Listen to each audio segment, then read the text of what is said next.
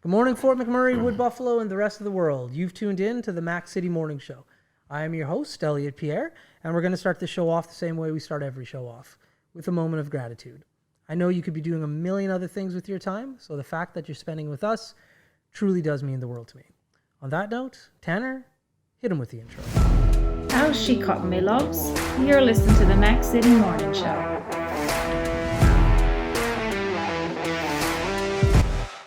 Okay, and we're back. Now, our guest today holds the record for the most views on the Mac City Morning Show. He was one of the first guests that came in, I believe, week 2, and he still holds the record for most views on the show. So on that note, sir, please introduce yourself and tell the people who you are. Well, first off, my name's Curtis J. Phillips. I've been a long-time McMurrayite involved in the community. But I have to congratulate you on your 100th show. Thank you. You and Tanner. So I have a little present for you guys. Okay. For Tanner, I have this Blue Jays hat, never worn before. There you go, Tanner. And for you, you were talking, I'm trying to remember, you were talking about how one of your biggest basketball players you liked. You went to basketball camp I did years ago was Penny Hardaway. Yes. And you said your jersey no longer fits. That's right. So for you, I have an autographed jersey. What? Of Penny Hardaway. There you go. Oh, There's you the autograph on the back. And an autographed jersey of Penny Hardaway that will fit you. Oh my gosh. Thank you so much. That will fit you now. It's maybe a bit large. Oh, wow. You should see Tanner's. You can't see Tanner. His jaw is lower than mine. What? Okay, listen. A lot of people like, you shouldn't have, and they'd be like, try to give it back. I'm not going to try to give it back. You know what's amazing about, what? Okay, so I have a Penny Hardaway jersey, and it's beat up. Like, I shouldn't wear it anymore. I still squeeze into it every once in a while. I shouldn't. But here's the thing about it. I have the blue jersey. It's just all blue. Yep. And I always wanted the black pinstripe, but like at the time, my parents couldn't get it. So I very happily, for my birthday, settled for the all blue. And I still rock it sometimes, shouldn't. But this is the one I wanted. I'm almost swore.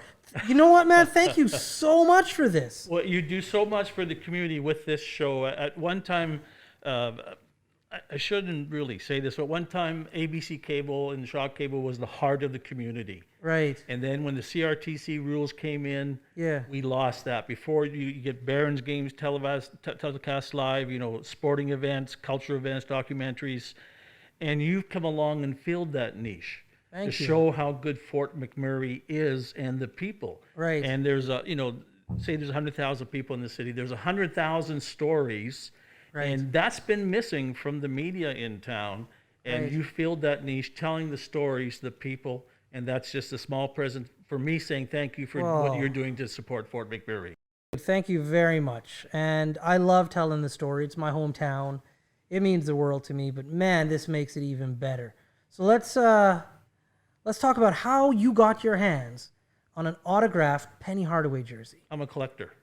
Okay. I won't tell you how many signed jerseys I have. Right. But also, I've been writing for the NBA for nearly 35 years. I'm one of their historians.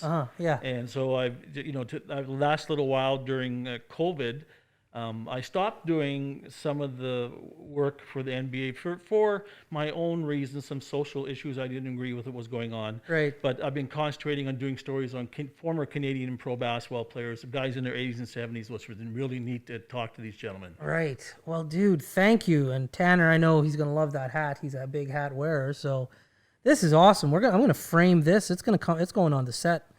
Thank you so much, man. Let's get to the show. Let's get to the show. Yeah. Jeez. So, like I said at the beginning, just so you're aware, because most people don't track their numbers, there's one gentleman, Mr. Barber, he has second place. Mm-hmm. And he called me up and he's like, hey, listen, I'm first place. And I'm like, no, you're not. He had I think it was 4,200 views. And that's not including reach, but I'm just I got to keep it consistent, right? Yeah. On one platform. We don't count all the platforms. We're just looking at Facebook. I was like, no, you don't. He's like, yeah, man, I went through all the episodes. I'm like, you got to go back to episode number 8 or 10, whatever it was. I'm like, there's a guy who's crushing you. And so you hold the number 1 spot. So you obviously, you have some people that like you and enjoyed your story. Mm-hmm. and shared your video. So congratulations. Well, I may have watched it 4,685 times. That's probably all right. why. Yeah, maybe. Who knows? So this time, there's like last time we talked about sports a lot, your love for sports. You stayed afterwards and told me and Tanner some amazing stories about your paraphernalia and your collecting hobby that you have. So I was like, we could talk to this guy for days. But this time, you brought some questions about some pretty interesting stuff about Fort McMurray. Yeah. I don't know what they are. Tanner's terrified because we're changing up the format of the show a little bit. So these are going to be the talking topics to keep us somewhat on track. So Tanner, hit us with one of the questions that he said. All right. What popular eating establishment was said to have been haunted down in its basement? Oh no! Now here's the thing about me. I'm a big that. fraidy cat. Okay, I'm a big fraidy cat in general. Yeah. And so the topic of ghosts is not one I want to talk about, but that's probably the reason he read it. There's a restaurant that's haunted here? Mitchell's. Mitchell's used to be the police No. station. And they used to have a gift shop in the bottom of Mitchell's. Right? And some of the staff sometimes will see items missing or moving, something like that. And so Mitchell's, what used to be the RCMP headquarters, and down below and downstairs we used to have a gift shop. Right. Is where it says to be haunted. But also close by, the old McCinema 6 was said to be haunted upstairs. And I actually had kind of a bit, maybe I imagined it, but Right. every Thursday I did a TV show, newspaper column called CJ and the Flicks. Yeah. And I go down and do the voiceover for the movies coming up that week. Okay. And one time I was up there and I was doing the voiceover talking about the movies, and I felt someone tap me on the shoulder, but I had to continue doing the voiceover, didn't want to redo it. That's right. So later I went downstairs and I said, I'm sorry if I didn't respond to you. I was talking to the manager at the time, and we were the only two people in the theater that night. Right. And I'm sorry I didn't respond when you tapped on my shoulder. And she said, I never tapped on your shoulder. So that was a bit spooky. Oh. That was a bit spooky. So it was said, both theaters were said to be haunted at one time. Both like the Fort Theater? Fort Theater and McCinema 6. Really? But for what reasons? I don't know. I'm not a poltergeist so there wasn't expert, like but somebody who passed there under... yeah, could it be on burial grounds? You never know. Oh, interesting. It's funny you say this. And like for everybody at home, like I do zero preparation for this show. So, and I didn't read the questions when you came. Yeah. I one time, just that you say this, I had no idea. I was filming a gig at Mitchell's one time. And I was filming in the basement. Like, cause it was a company that was doing furnace work. That's kind of what they do. And the whole film shoot was horrible because my camera kept flicking off. And then to make matters worse, when I was trying to record it, when we went outside to film the outside portion, my microphone kept pitching. So the video is out there and I tried to like MacGyver it as much as I could, but it's like, it's never happened to me. My camera equipment has never done those. I've made mistakes with my camera equipment before, but my camera just kept cutting out when I was in the basement of Mitchell's. So now 2 and 2 are together are 5. And so you've seen that. Huh. It's an odd Okay. number. Yeah. Look at that. Okay. So like here, like I'm terrified of ghosts and like I'm just a big fraidy cat. So, there's a lot of ghost stories in Fort McMurray though. Oh yeah, ghost stories, UFO stories. Yeah. And so some of the interesting, like our most famous person, most people don't know who they are. Okay, who's this? Rosemarie Turford. She was on the cover of Time magazine, People magazine, 60 Minutes. Wow. They wanted to make a movie about her. She is the original Thelma and Louise. She lived here. She was a nurse here. Right. She moved to Houston to work. Her husband had worked at one of the plants, and he worked in Houston. She was a nurse at the Northern Lights Regional Hospital one time. Right. In Houston, she met one of the patients named Carolyn Stevens, and then together they went on a crime spree, robbing men, posing as escorts, posing as police officers, and they were on the most wanted list. And the story is phenomenal. You could talk 20, 30 shows about this, but they were the original Thelma and Louise. Cool. And she's from Fort McMurray, and this happened in the early 90s. Really? Yeah, and so not that long ago. No. Wow. How did I not hear about this? Early Well, 90s? it's never been in local news. Yeah. I've written 1,500 or 2,000 word pieces for crime magazines on her. Right. But it's never, because it's macabre and it's a bit dark. Yeah. That's probably the reason it's never made local news. Huh. Interesting. Yeah, we got some good stories here, and I like telling the stories. All right, Tanner, hit us with another question, please. In the 1990s, a gentleman in Abasand Height had more than 500 of these animals living in his basement. What were they and what was he doing with them? Animals? Yep. 500? I'm going to go, like, I think I've heard something. I think it's snakes or reptiles. My guess, pigeons. Very close. Chickens. Chickens? He was selling the eggs and selling the chickens to people Oh, well, in town. That was a good one, Tanner. harmless crime. Did he get in trouble for this? I guess you have to have, like, a license to do I this. think he flew the coop. Yeah. I guess he was a little bit chicken of what would happen, eh? Yeah. I have a story that's similar to that, in regards to just ingenuity. So I'm not going to say what school this was at. Yep. And I'm not going to give away the grade or anything, because if I give too many details, people will know. But as most people know who live here, most of our schools are called Apple schools now. They're healthy. So they've taken pop and chips and all that stuff out of the vending machines.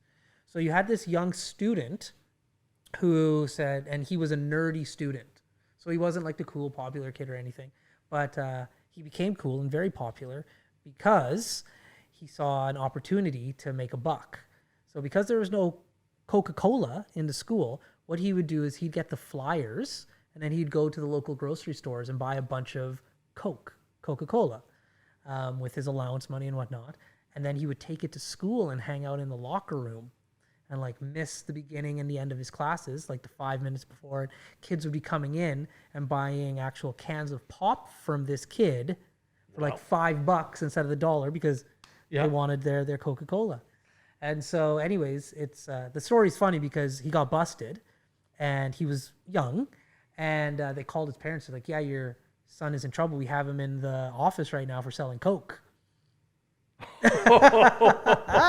So this kid. What did your parents say when you got Yeah, caught? yeah, that wasn't me. Yeah. I wish I had that story.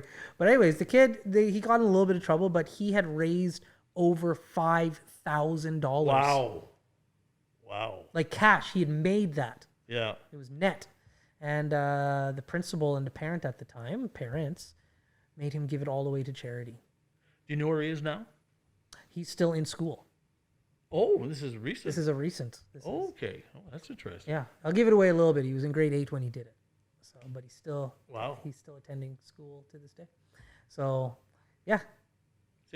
Ingenuity. That's why I mentioned earlier, it's any media, they shouldn't repeat their stories because there's so many, every person's unique, everybody's interesting, everybody's amazing stories. That's right. And that's what I love about this. People get all nervous about when they come on the show, what are we going to talk about? Like, I'm not that interesting. I'm like, oh yeah, you're interesting. Trust me. I'll get some. Everybody's done something. Especially I find the business owners that come on the show, they're the funniest because they're like, I want to come on my show and I want to talk about my business, but it's 20 minutes. I can't talk about my business for 20 minutes. People will get bored. I'm like, oh yeah, they will. So what are we going to talk about? And I said, oh, don't worry. Yeah. You're a human being. Yeah. You have a story to tell. Yeah, it's most people for some reason are terrified of that little object, that camera in front of us. That's right. And and the lights and everything, but basically it's just two people talking. That's what it always boils down. That's what it is. And that's what I've tried to create, a comfortable environment so people forget that those cameras are even there. All right, Tanner, let's hit him with another question. Sticking to the 1990s in Abasand Heights, another gentleman was making news on and off for a few months in regards to neighborhood pets. What was all the fuss about? About neighborhood pets again? Is this because I remember a story about like snakes? That's the one thing I remember, and that's why I'm falling back, because maybe I'm gonna get it right on this turn. I think it's something regarding snakes. Tanner? I'll go with pigeons. This was cats were going missing. Oh. A lot of cats were missing in town. Okay. And this individual was doing satanic sacrifices. I heard about this. And we had done an interview with this individual, but then lawyer-wise, legal-wise, we were told not to go ahead with it. Right. So it was an individual that was sacrificing the cats for satanic That's right. purposes. And a lot of cats were going missing in town at the time. That's right. I do remember. That's a bit on the dark side, that Yeah. one. Hey, that's okay. Yeah, give us another one, Tanner. Yeah. What was the first coach of the Fort McMurray Oil Barons? I have no idea. Larry Billows. A great man, a great team, and the Oil Barons, like Tanner, when you asked me in that show, the highlight of sports in this history, the history of this town, was the 2000 Royal Bank Cup, the Oil Barons winning against Rayside, Belfort, Sabercats. That's right. Scotty Upshaw was on that team. Yep, a lot of players. All of them went on to university and a lot to the pros, and very special moment for our community. Yeah. How well, let's talk about the Oil Barons a bit, because that's a good topic. We've had Pete on the show. Pete's coming back on the show actually in a few days. The Oil Barons, just like most things in this community, like people really had to fight for these things back in the day. That wasn't an easy team to bring up here. No, and the Chess Sticks is one of the main people that got that going. That went to community based, and so there's a lot of restrictions put on the team at the time, Right. when they first started out. But it's community driven. People like Bob Campbell over the years have done a great job, and Terry Connors, and so it's one of the players know they're coming to a class institution, a team, a franchise with a great history and a great fan base. Yeah, yeah. And I have to say, I'm not the biggest hockey fan in the world. Stick puck, I'll watch it. I like to watch it, but I don't follow it. But that is one thing. I can't tell you how many Barons games I've been to, how many Dream Home tickets I've bought and never won. The community really gets behind the Oil Barons. Yeah. It really does. And we had this one hockey team, which it's a sin that they're not here anymore, because I went to a lot of their games as well. Keanu had a college team for a few years there, and they were good. Yeah, the Huskies. Well, I'm the voice of the Huskies, basically. I never got the opportunity to do a Huskies hockey game because volleyball and basketball were always going on, so I catch the tail end of the hockey game. And with the Alberta College Athletic Conference, the players there are players that have the stars of the AAC, the stars of Alberta Junior Hockey League, are playing there. Plus, a lot of semi-pro players are now coming back to get their education. So when the Barons did play the Huskies, the score was, I think, 8-1 for the Huskies, and it's a different level of hockey, a high caliber. But they cut it because of budget restrictions, but they're looking to get that back in a number of other sports for the Keanu Huskies in the near future. That'd be awesome, because I remember going to watch them play at Frank Lacroix, because that's a small rink, and these guys were playing so fast, hitting so hard, and because that arena is so small, you're just like, oh my Lord, these guys are going to come through the glass. Like, it was fast played hitting hockey for sure. Frank Lacroix was a great gentleman. He was involved in minor hockey and junior B hockey. And I remember the first time I had to go find a hockey outfit for my son. He was 6 years old, and they used to have a community event where all the used equipment would come in, so you would just swap your equipment for new equipment. Right. And I quit hockey as a young man at 10 or 11. I went into other sports, and so I had no idea what to buy. Right. And he took his time and took me as a new father with a young son to buy all the equipment for my son. So a great man who passed away, and deservedly the arena was renamed in his honor. Yeah, and it's a good arena. All right, Tanner, let's have another one of these questions. Do you want those questions or do you want mine? Are we at yours? Yeah, sure. Let's go with yours. If we're at that part. At least it's not poutine. Yeah. Okay, Tanner, we've got to that point. Everybody at home, I got to pump Tanner's tires a little bit here before he gets in his questions. So I'm out and about in the community, and I'm working with this organization, which we're not going to talk about right now. And they said, hey, listen, we want you to film and on location. And so we're spitballing ideas, and I'm doing most of the talking. And they said, okay, we like all of your ideas, but we have one that we really want to do. And I'm like, okay, what is it? They're like, we want Tanner to ask Tanner's Mac City Minute question with random people coming through the building. And I'm like, okay, we really, really want Tanner's Mac City Minute. Not Elliot's Mac City Minute, not just the Mac City Minute, Tanner's Mac City Minute. So, Tanner, it's Brandon now, it's yours, so hit him with your Mac City Minute. Question number 1. Who was the most memorable interview you had? The most in Fort McMurray or overall? Overall. Oh, yeah, that's easy. I've always been a fan of circus people, especially tightrope walkers. And one of the Willenda, I think it's Rick Willenda, came to Fort McMurray years ago, and he's from the great family, the Willendas, who are world famous. And I talked to him. He's the same age as I am. He'd be 65 now. And with tightrope walkers, if you make a mistake, you're dead. Game over. And so I consider those guys amazing athletes. So we hit it off, and he told me about his past when he was doing drugs at the time, and he was walking, and then his grandfather kicked him off the team. And his wife said, how did you manage to get that out of him? We each had a passion for the Los Angeles Lakers. We each had played basketball. We had similar backgrounds. And so that interview I really liked because I'm a big fan of circus performers, and I've interviewed other circus performers. I've been I was in a lion cage once doing the lions, riding elephants, everything. But just to talk to somebody that risked his life for a job was I really enjoyed that. Cool. Question number 2. What is your weirdest piece of memorabilia you've collected over the years? Oh, and you got so much. Oh my, yeah, that's a tough one. I got some. I collected some rocks. I have rocks from the World Trade Center, rocks from the Berlin Wall. But the neatest one, my wife was on a trip to New York City, and she was on the plane coming back, and she was talking to a gentleman about her husband's a bit off the wall, and that being me. And he said, well, here, I'll give you something. And he was I don't know the term, an archaeologist, whatever, but he gave me a rock, and I have it framed, everything, and it was the world's oldest rock. But mind you, there's probably 10,000, a million pounds of this rock. Right. And it was dated as the world's oldest rock. And so that was a weird thing, and I got that framed at home. That was a neat Cool. thing. Yeah. Tough questions. Yeah. Geologist is a rock geologist, scientist. There you go. Question number 3. What is your favorite story to tell when somebody asks you about Fort McMurray? Oh, that's tough, Tanner. Favorite story, I've been doing this for 40 years, interviewing people, so that's thousands of people, thousands of stories.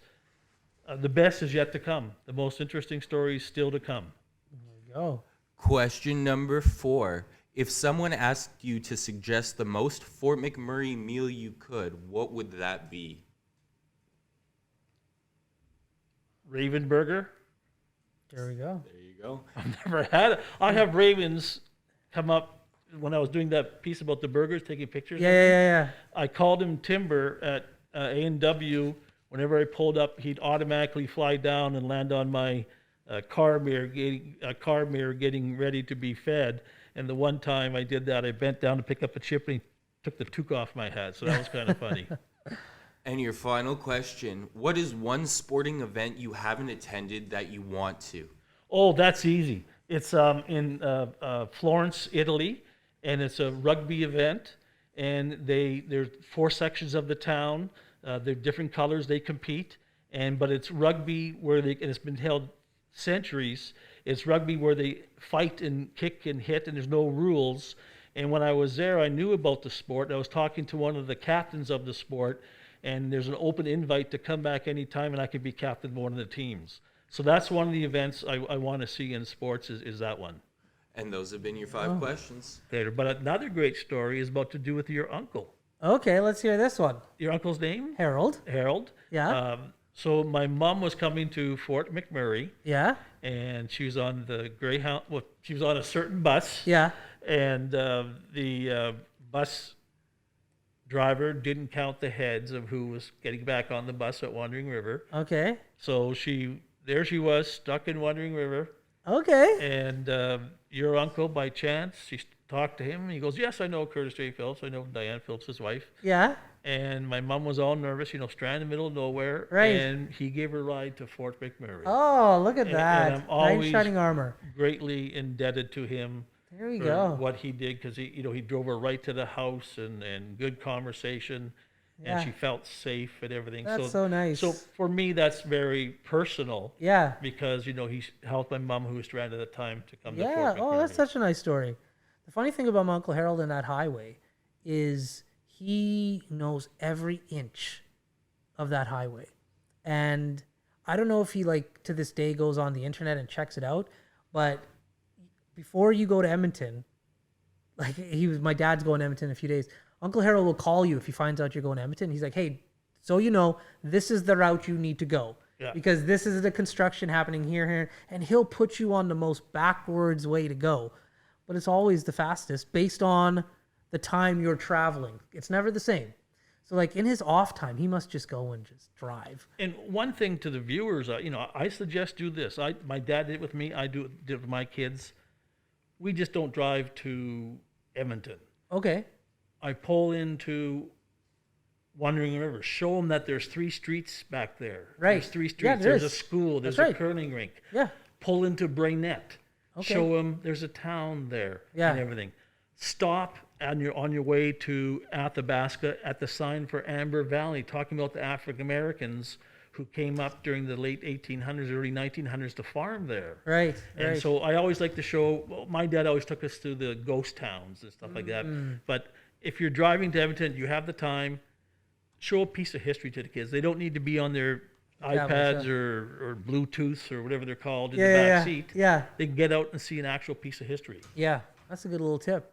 Cool. Well, we're all done, sir. We've blown past the 20-minute mark as per usual. Thank you for coming on. Thank you for the gifts. I don't say it lightly. This does mean the world to me. I have big eyebrows, so you can tell when I'm telling the truth and when I'm not. My face, I don't have a good poker face. So this truly does mean the world to me. So thank you so much for it. I really do appreciate it. And we can't wait to have you back on again. And once again, thank you to Tanner behind the scenes and yourself for, you're unlocking something that's been in the vault for a while. You're showing the stories. The other media does it too. Yeah. But this format I like because you're putting a face to the name. You're telling the stories of the people in our region, and it's not a crash or a murder or something bad. Right. You're individualizing, showing the faces of the people of our region. Thanks, man. Appreciate it. Appreciate the kind words. Appreciate the gifts. Fort McMurray, Wood Buffalo, this has been a great episode of the Mac City Morning Show. Thank you for tuning in. It truly does mean the world to me. And hopefully you're having a great day, and we'll see you tomorrow. Peace. I said this. That's another Mac City Morning Show done. It's so ballistic!